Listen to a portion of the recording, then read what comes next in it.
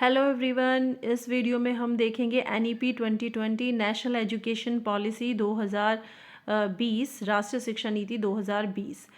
ये वैसे तो बहुत बड़ा टॉपिक है, बहुत कुछ इसमें बताने के लिए भी है, लेकिन मैंने आपके एग्ज़ाम के पॉइंट ऑफ व्यू से ये पीडीएफ बनाई है, ये नोट्स बनाए हैं। इसमें कुछ पॉइंट्स एनईपी से मैंने बनाए हैं, तो आप केवल उनको समझ लें, जिससे कि आप अपने एग्ज़ाम के पर्पज़ से उन क्वेश्चंस को हल कर सकें। तो देखिए, जो एनईपी है उसके लिए 29 जुलाई 2020 को जो हमारे प्रधानमंत्री हैं नरेंद्र मोदी जी, उनकी अध्यक्षता में एक केंद्रीय मंत्रिमंडल ने मीटिंग की और इसमें इसको मंजूरी दे दी। 29 जुलाई 2020 को इसको मंजूरी मिली थी एनईपी को। मानव संसाधन विकास मंत्रालय का नाम बदलकर एनईपी में शिक्षा मंत्रालय कर दिया गया। हालांकि 1945 में ये शिक्षा मंत्रालय ही था। इसको 1985 में 1985 में बदलकर मानव संसाधन विकास मंत्रालय किया गया था, और जब से वो 2020 तक यही था। अब 2020 में वापस बदलकर इसको शिक्षा मंत्रालय मिनिस्ट्री ऑफ एजुकेशन कर दिया गया है। जनवरी 2015 में इन 3 चीज़ों के लिए समावेशी भागीदारी और समग्र दृष्टिकोण के लिए परामर्श की प्रक्रिया के माध्यम से ही इसको शुरू किया गया था। अब देखिए, समावेशी शिक्षा क्या है। समावेशी मतलब जो विशिष्ट आवश्यकता वाले बच्चे हैं उनकी शिक्षा कैसे हो, वो होता है भागीदारी, यानी कि सबकी उसमें साझेदारी होनी चाहिए। समग्र दृष्टिकोण, समग्र का मतलब पूरा, संपूर्ण, कि बच्चे की पढ़ाई की बात नहीं कही गई है एनईपी में। उसकी हेल्थ, उसके हर चीज़ से रिलेटेड उसके पूरा जो उसका संपूर्ण जो विकास है उसके बारे में बात की गई है। एनईपी में जो विकास की नीति है, विकास के लिए जो समिति बनाई गई है इवोल्यूशन के लिए, ध्यान से देखिए, committee for evolution of new education policy, इसके जो चेयरपर्सन थे, चेयरमैन थे, अध्यक्ष थे, वो हैं TSR सुब्रमण्यम। और इसी में जो कमेटी बनाई गई थी फॉर ड्राफ्ट, मसौदे के लिए जो समिति बनाई गई थी, ड्राफ्ट के लिए जो कमेटी बनाई गई थी, इसके चेयरपर्सन है डॉक्टर के कस्तूरी रंगन। तो इन दोनों में बच्चे कभी कभी कंफ्यूज रहते हैं, तो इसको आप अपने माइंड में सेट कर ले कि इवोल्यूशन की जब बात आएगी, विकास की जब बात आएगी तो TSR सुब्रमण्यम, और जब ड्राफ्ट की बात आएगी तो डॉक्टर के कस्तूरी रंगन, आपको याद रखना है। इसमें सबसे बड़ा जो बदलाव किया गया था वो किया गया था कि 10+2 के जो सिस्टम था उसको चेंज कर 5+3+3+4 में चेंज किया गया था। ये क्या है 5+3+3+4, ये अभी आपको मैं बताऊंगी। इस नीति के पहले आधार सिद्धांत देख लेते हैं क्या थे। इसका जो उद्देश्य था, एनईपी का जो उद्देश्य है वो है अच्छे इंसान बनाना। यानी कि कहीं ना कहीं ये देखा गया था कि हमारे जो शिक्षा थी उससे बच्चे पढ़ रहे थे, पैसा भी कमा रहे थे, नौकरी लग रही थी, लेकिन कहीं ना कहीं उनको ये कमी लगी होगी कि अच्छे इंसान बनने में कहीं ना कहीं कुछ कसर रह रही है। तो उनका उद्देश्य इस बार इस पर बहुत जोर दिया गया है, अच्छा इंसान बनना, एक अच्छा अपने जो मन में बच्चों के देशभक्ति को डालना, इस तरह के भाव जो हैं उनके विकास के लिए इस पर बात की गई है। इसमें कहा गया है कि हर बच्चा विशिष्ट है, यानी कि हर बच्चे में अपनी कुछ अच्छाइयाँ हैं और कुछ बुराइयाँ हैं। तो जो भी बच्चा जैसा है उसको समाज में स्वीकृति मिलनी चाहिए, उसको पहचान मिलनी चाहिए, और उसके अंदर जो भी इंटरेस्ट है, जो रुचि है, उसी को डेवलप करना चाहिए ताकि वो भविष्य में उसी तरफ अपना कैरियर बना सके। जैसे कि ज़रूरी नहीं है कि हर बच्चा पढ़ने में ही अच्छा हो सकता है कोई बच्चा खेल में अच्छा हो सकता है कोई बच्चा चित्रकारी, ड्राइंग में अच्छा हो, कोई बच्चा डांस, कोई सिंगिंग, अलग अलग क्वालिटी हो सकती है बच्चे में। तो जिसका जो क्वालिटी बच्चे में है, एक टीचर का काम है कि उसी को डेवलप करना। एनईपी में ये बात पर जोर दिया गया है कि जो बच्चा विशिष्ट क्षमता वाला है उसको उसी तरीके की पहली बात तो अगर किसी में कोई डिसेबिलिटी है, कुछ जो भी है, उसको एज इट इज़ जैसा बच्चा है हमें वैसा ही स्वीकार करना है, और फिर उसको उसी चीज़ पर उसकी जो भी उसमें कुछ प्रॉब्लम है तो आप उस पर काम कीजिए, कोई अच्छाई है तो उसको बढ़ाइए, ठीक है। जिसको जो विशिष्ट आवश्यकता है बच्चे को किसी भी तरीके की, अगर वो कुछ डिसेबल बच्चा है तो उसको जिस भी तरह की चाहे वो फिज़िकली डिसेबल है या किसी भी तरीके से वो है, तो हमें वही बच्चे पर ध्यान देना है, उसको ऐसे ही एक्सेप्ट करके उसको उस प्रॉब्लम से बाहर निकाल कर उसी का उसमें उसको कहना चाहिए कि उसको बच्चे को एक सही दिशा देनी है, ठीक है। अब बुनियादी साक्षरता और संख्या ज्ञान, ये जो एफएलएन की वीडियोस हमारी पहली थी उसमें इसी पर बात की गई है कि बुनियादी साक्षरता क्या है और संख्या ज्ञान क्या है। तीसरा है लचीलापन, यानी कि सीखने के तौर तरीकों और कार्यक्रमों को चुनने, प्रतिभा व रुचि के अनुसार जीवन, यानी कि एक बच्चा जो है उसके लिए बहुत स्ट्रिक्ट रूल ना हो, जो सब्जेक्ट है उनके कॉम्बिनेशन ऐसे हों कि बच्चे को अपनी रुचि के हिसाब से वो अपने विषय को चूज़ कर सके कि उसे पढ़ना क्या है, किस तरीके से आगे अपने जीवन को बढ़ाना है। तो जो पढ़ने और पढ़ाने के, सीखने सिखाने के जो भी मेथड्स हैं वो बहुत ही लचीले होने चाहिए, यानी कि उनमें बहुत वो स्ट्रिक्ट ना हो कि ऐसा तो ऐसा ही नहीं, जैसा बच्चा चाहे वैसा ही हमें काम करना है। अवधारणात्मकता समझ पर जोर, बच्चों के कॉन्सेप्ट क्लियर होने चाहिए। एक तरह से एनईपी में कहा गया है कि जो रटने वाली जो पद्धति है उसको छोड़ा जाए और बच्चों के कॉन्सेप्ट पर काम किया जाए। रचनात्मकता और तार्किक सोच, तार्किक सोच भी वही है कि जब बच्चा रटना छोड़कर कॉन्सेप्ट पर आएगा तो उसे क्या, क्यों, कैसे, इस बारे में जब समझ होगी, वो सोचेगा, तो उसकी तार्किक सोच का विकास होगा। नैतिकता, मानवीय संवैधानिक मूल्य, मैंने बताया कि इसमें अच्छे इंसान बने, इस बात पर बहुत जोर दिया गया है। तो वही है कि उसके जो नैतिक मूल्य हैं उनको हमें विकसित करना है। नैतिक मूल्य में जैसे कि वो अच्छा बुरा इसके बारे में जानता हो, जो देशभक्ति है वो उसके मन में हो, इस तरह के जो भाव हैं वो हमारे नैतिकता में आते हैं। सीखने के लिए सतत मूल्यांकन पर जोर, एनईपी में कहा गया है कि कोई जो बच्चा है सपोज बहुत अच्छा है लेकिन एग्ज़ाम टाइम में उसकी तबीयत ख़राब हो जाए और वो जो अपने एनुअल एग्ज़ाम है उसको ना दे पाए या फिर अच्छे से ना दे पाए, तो हम कैसे कहेंगे कि ये बच्चा सीखने, मतलब इसने सीखा नहीं है या ये बहुत अच्छा पढ़ाई में नहीं है। तो एनईपी में कह रहे हैं कि सीखने के लिए सतत यानी कि कंटिन्यूस इवोल्यूशन होना चाहिए, बच्चे का लगातार इवोल्यूशन चलता रहेगा।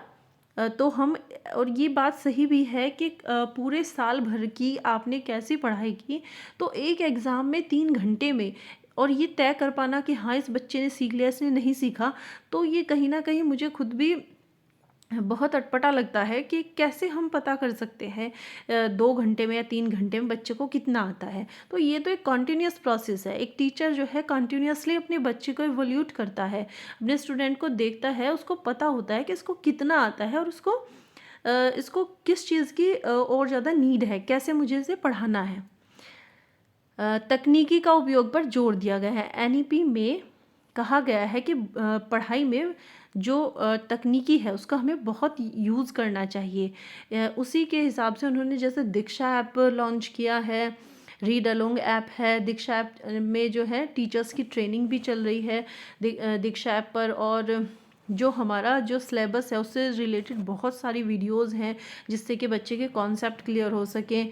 और रीड अलोंग ऐप जो है वो एक डिजिटल लाइब्रेरी है, उसमें बहुत सारी बुक्स हैं, बच्चे उन्हें पढ़ते हैं और स्टार्स लेते हैं, तो जो पढ़ना है उसको बहुत ज़्यादा रोचक बनाया गया है।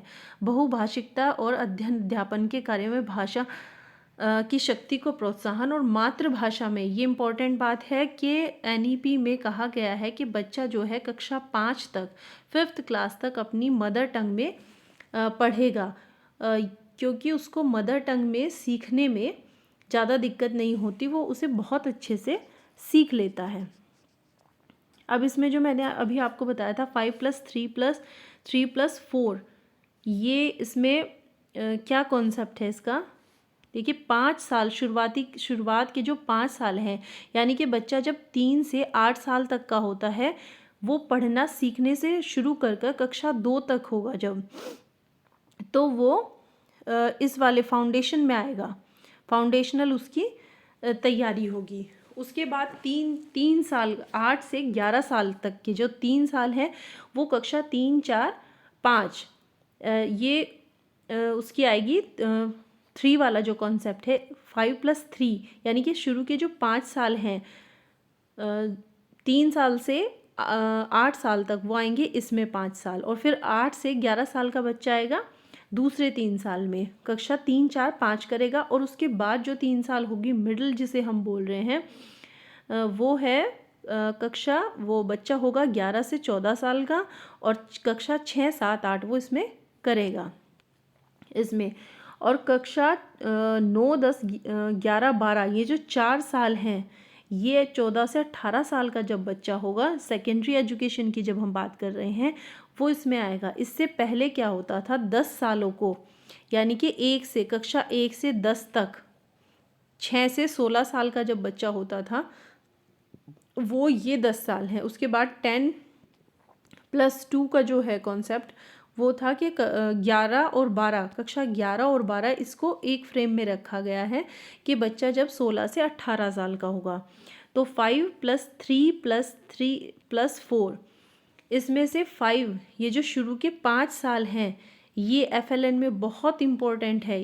पूरी NEP में ये जो शुरू के 5 साल हैं फाउंडेशनल, इस पर बहुत ज़ोर दिया गया है कि जब बच्चा 8 साल तक का होता है, ये माना जाता है कि जब बच्चा 8 साल तक का होता है तो जो उसका मेंटल डेवलपमेंट होता है वो 85% हो चुका होता है। तो इसीलिए अगर बच्चा इन 5 सालों में बेहतर सीख ले, बढ़िया सीख ले, तो आगे के जो ये साल हैं उसमें से कोई प्रॉब्लम नहीं होगी। लेकिन अगर इन 5 सालों में गड़बड़ हो गई है ना, इन 5 सालों में ही गड़बड़ हो गई उसके साथ, तो आगे के जो सारे साल हैं इनमें प्रॉब्लम ही आएगी। तो इस बार जो फाउंडेशनल हमारी लिटरेसी और न्यूमरेसी है वो इन 5 सालों में ही घूमती है, तो इन पर बहुत ज़ोर है।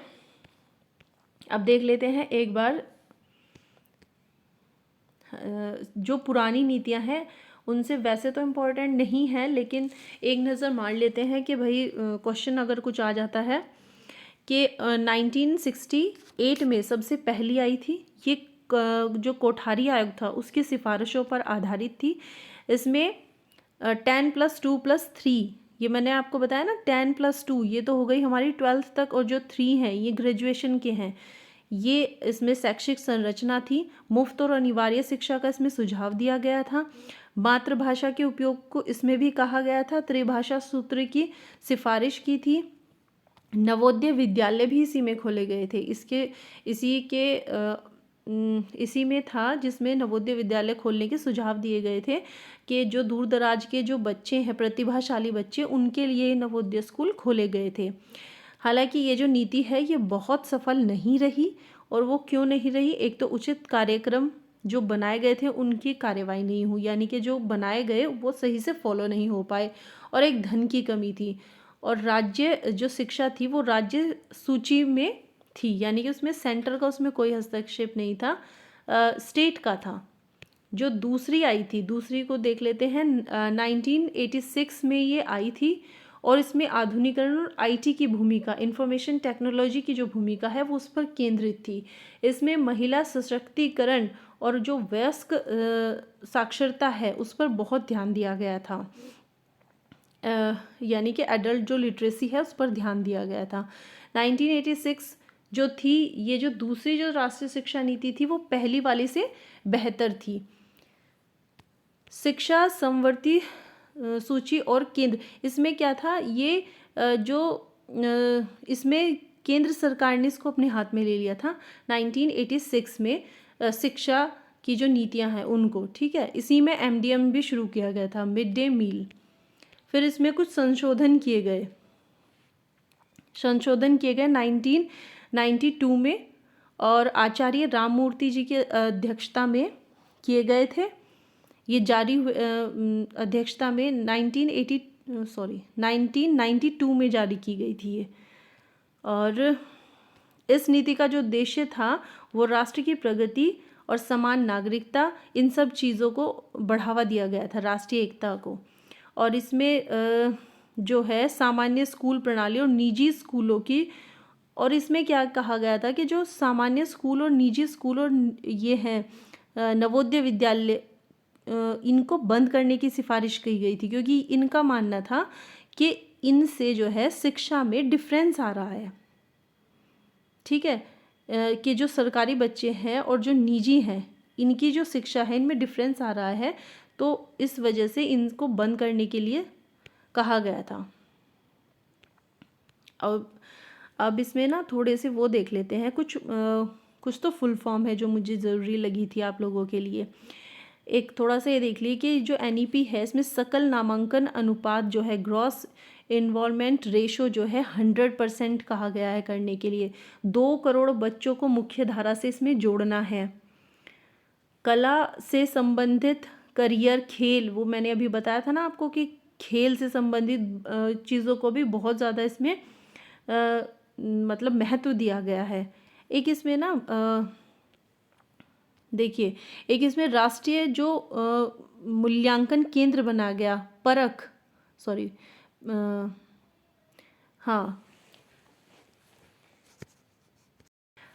इसमें ये बनाया गया परख, PARAKH, P से है परफॉर्मेंस। इसकी फुल फॉर्म को आप ध्यान से देख लें। परख ये एक मूल्यांकन, इवोल्यूशन के लिए बनाई गई थी। Performance, P for performance, A for assessment, R for review, A for analysis, K for education, H for holistic. ये आप इसकी फुल फॉर्म देख लें।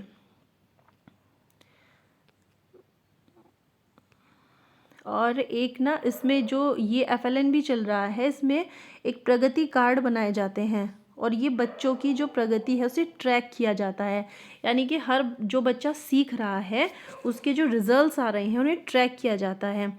अभी हमारे स्कूलों में कुछ वर्कबुक आई हुई हैं जिनमें हम ट्रैकर भरते हैं, उसमें प्रतिदिन का, साप्ताहिक ट्रैकर, इस तरह से इवोल्यूशन का ही एक तरीका है, ट्रैकर भरना उसे बोलते हैं।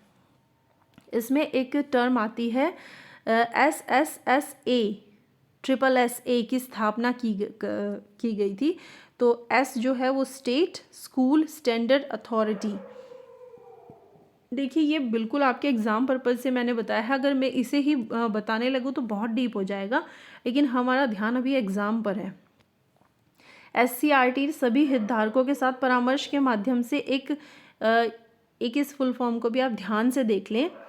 SQUAF, S for school, Q quality, A assessment and